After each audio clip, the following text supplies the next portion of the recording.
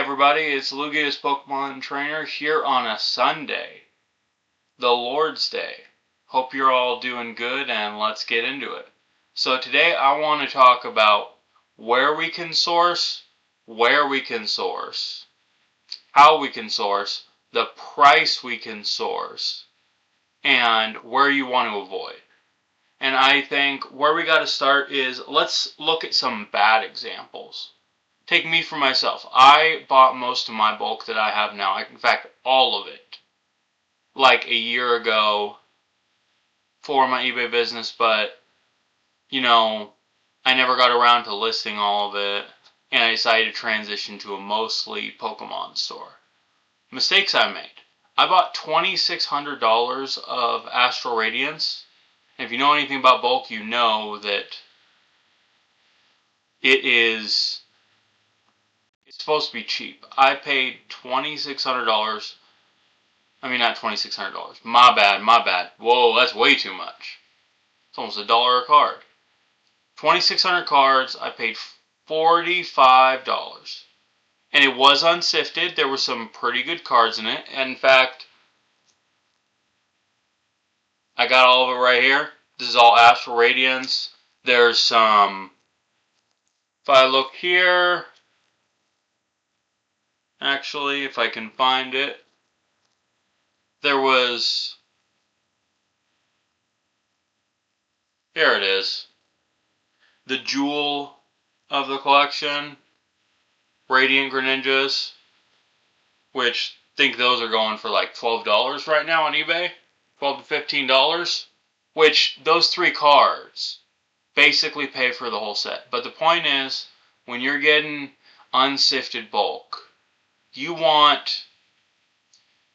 my price is, you want 1 cent per card. So you want to pay $10 for every 1,000 cards of bulk.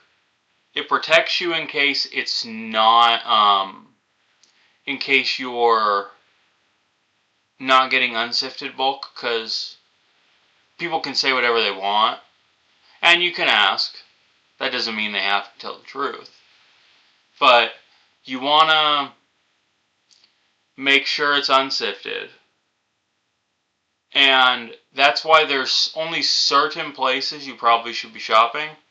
Like, I shopped on eBay and Facebook Marketplace. You want to avoid eBay and TCG Player when you are picking where you want to buy. The best places to want to buy is to want to buy, sell, trade Pokemon, like in your local area. There's usually groups. Like, I live here in Oregon, so I can obviously do a statewide one, or they got one in my city. And my prices are 1 cent per card, or 3 cents per reverse holo. And then I got a couple others for like EXs and GX and stuff that I can't quite remember like the price for.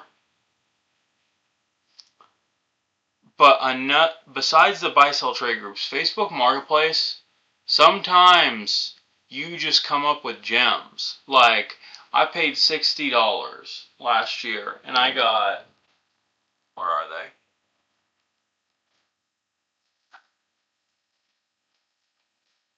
These go for like 12 to 15 without even looking at all the cards, which was probably like 1,000, and they had some real gems in there, like some trainer gallery cards and stuff like that, and a lot of reverse holos. So I'm gonna more than make my money up when all of it gets sold. But that was a risk. And sometimes you gotta take that risk and lose. Like the Astral Radiance, I'm still gonna make my money back. But that was poor planning. It was one of those rookie mistakes that you don't want to make, but you understand. Looking back on it now, I didn't realize at the time it was a bad business move. Now, the reason why you don't want to go on eBay and TCG Player and buy bulk most of the time, it can work out. Like it worked out for me in the Astral Radiance. I'm obviously going to make some good money off that. But why you don't want to go through them is because eBay, usually the people sell in bulk. I mean, sometimes it's not, but most of the time it's other eBay Pokemon resellers or just resellers in general. So they usually sift for the good cards. And there's about 4,000 commons, uncommons. And sometimes they don't even say there's going to be hollows in there. And they're still asking for 50, 60 bucks, 40 sometimes. So you don't want to do that. If you keep it at $10 per 1,000, you can sell those cards if you wanted, the normal ones, on TCG Player for like 25 cents. And eBay, I mean, I'm going to start selling all my non-hollows at $149 on eBay. And then obviously I've said that before. I've only got hollows and vintage cards and reverse hollows on there now.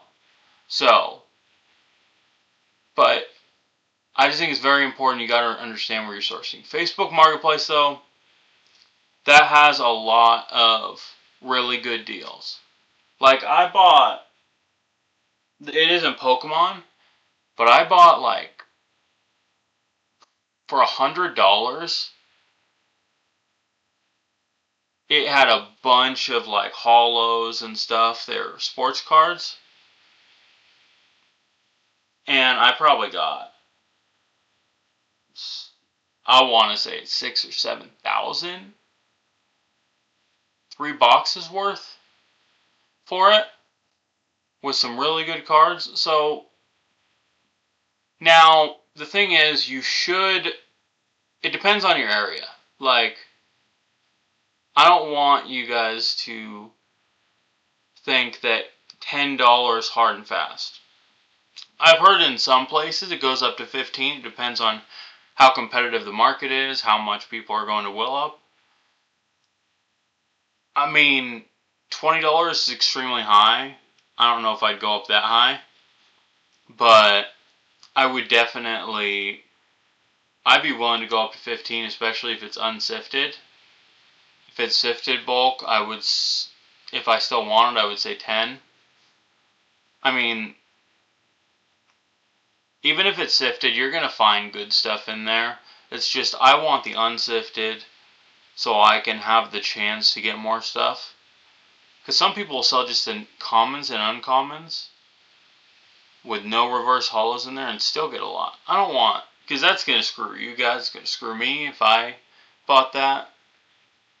So stick with the Facebook groups, the buy, sell, trade groups, along with the Facebook Marketplace in your local area. See if there's some deals. You will have to negotiate, but that's a part of this business. You just have to negotiate. So I hope you guys have a good Sunday. I just wanted to get on here and talk about, what you probably shouldn't do as a Pokemon reseller, like where not to buy, where to buy, and where I'm going moving forward, and mistakes I've made in the past, because I have made mistakes in this business. So I hope you guys have a good Sunday, and I'll see you guys in the next one.